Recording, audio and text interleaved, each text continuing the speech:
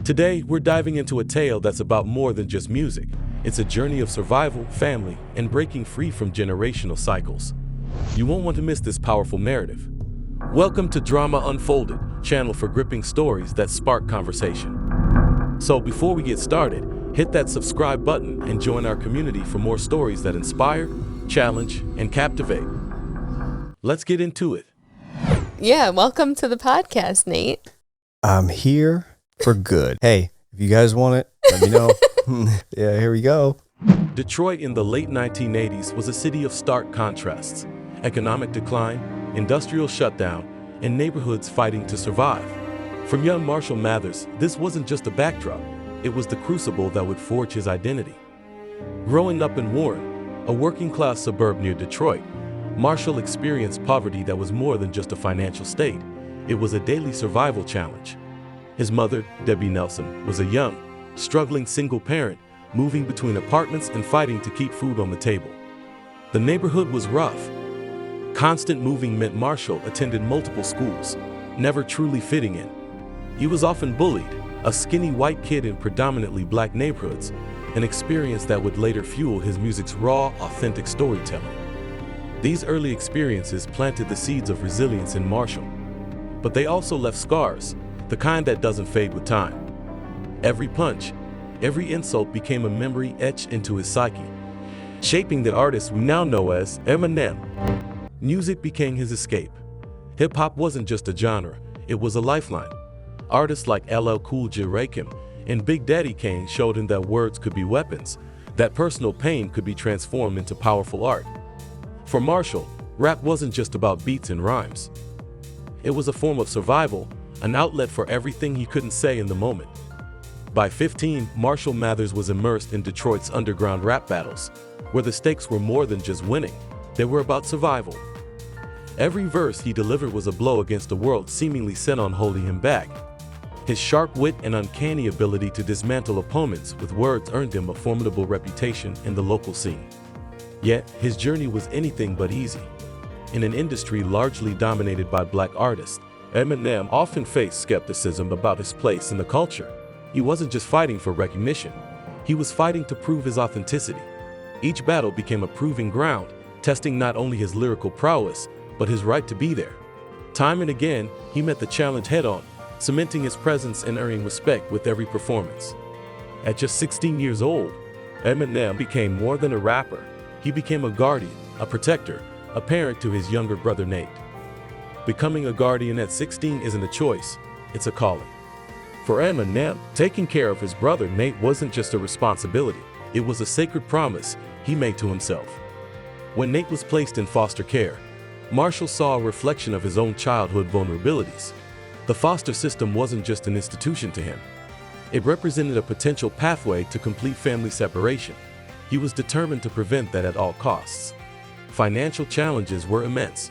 While pursuing his rap career, Marshall worked multiple minimum wage jobs. Some days he'd be writing rhymes between shifts, calculating how to stretch every dollar to support Nate. Ramen noodles, secondhand clothes, and shared bedrooms became their reality. But it wasn't just financial struggles that weighed heavily on Eminem. The emotional toll of playing both sibling and parent created an overwhelming pressure. There were nights when he doubted himself, wondering if he could truly provide for Nate the way a parent should. These doubts, however, only fueled his determination. Marshall went out of his way to shield Nate from the harsh realities of their situation. Every scraped dollar, every missed meal on his part, was a testament to his love for his brother. On Nate's birthdays, Marshall made sure there was always something special, even if it meant sacrificing his own needs. Their bond extended beyond mere survival. It was in the little moments, sharing headphones, creating mixtapes, or watching late-night TV together, that their relationship grew stronger. Eminem wasn't just raising a sibling, he was nurturing a partnership, a shared dream of escaping their circumstances. Generational trauma isn't just a psychological concept for Eminem, it was his lived experience. His music became a revolutionary form of therapy, transforming personal pain into universal narratives of resilience. Each album was a chapter of healing. The Slim Shady LP wasn't just a debut, it was an exorcism of childhood demons. Graphic, controversial lyrics were raw emotional processing, giving voice to experiences society often preferred to ignore.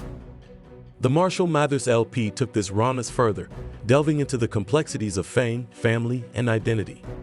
Songs like Stan and The Way I Am weren't just hits, they were cultural touchstones that resonated with millions. And the winner is Eminem, the Eminem Show. Instead of me coming out here and thanking the people that I usually thank or whatever, Run DMC, the Beastie Boys, LL Cool J, Cool G Rap, Master Ace, Rakim, Big Daddy Kane, Dr. Dre, all the NWA. Cleaning Out My Closet stands as a landmark of musical catharsis. More than a song, it was a public confrontation with family dysfunction, challenging societal narratives about perfect motherhood and family dynamics. In recent years, Eminem's story has taken on an added layer of depth. His commitment to his own recovery from addiction, from trauma, has become a powerful example of resilience. Eminem's sobriety journey wasn't just about getting clean. It was about reclaiming control over his life and breaking the cycles that had defined his past. Similarly, his relationship with Nate evolved. No longer just a guardian, Eminem became a mentor, a guide, helping his brother navigate adulthood. Nate's own reflections on their childhood reveal the depth of their bond. We were convinced there was a ghost in the house that we grew up in. So to start out, to be a little shady, was that you? Confession time. It was definitely not. Marshall saved me. Nate once shared in an interview, not just physically, but emotionally. Recently, Nate broke his silence about their mother's passing, revealing the complexity of their family dynamics. Part of me is furious, part of me is devastated, he shared, a raw, honest admission that speaks to the nuanced reality of family trauma. Their story is a masterclass in resilience. It's about understanding that healing isn't linear. It's messy, complicated, and deeply personal. Eminem didn't just raise his brother, he rewrote their family's narrative. From welfare to worldwide fame, he became living proof that your past doesn't dictate your future. I don't know, it was getting me angry. You need to be aware of your platform. Sometimes you might need to take a stand and say certain things. I felt like I want to take this opportunity to let people who don't know what I'm about understand. This is why I'm saying this. This is what I feel like I need to say right now. I wanted to make it so that there was no doubt. If it's gonna divide my fan base, then so be it. You may divide some people, but you're also gonna bring a lot more people together. This isn't just a story about a rap icon. It's a powerful example of choosing love over pain, responsibility over victimhood, and creation over destruction. Stories like this remind us of the resilience it takes to rise above, heal, and inspire others to do the same. Now we want to hear from you. How do we break generational cycles of trauma? What does real family support mean to you? Share your thoughts in the comments below. Let's keep this conversation going. If you enjoyed this story, don't forget to hit the like button. Thank you for watching, and we'll see you in the next video.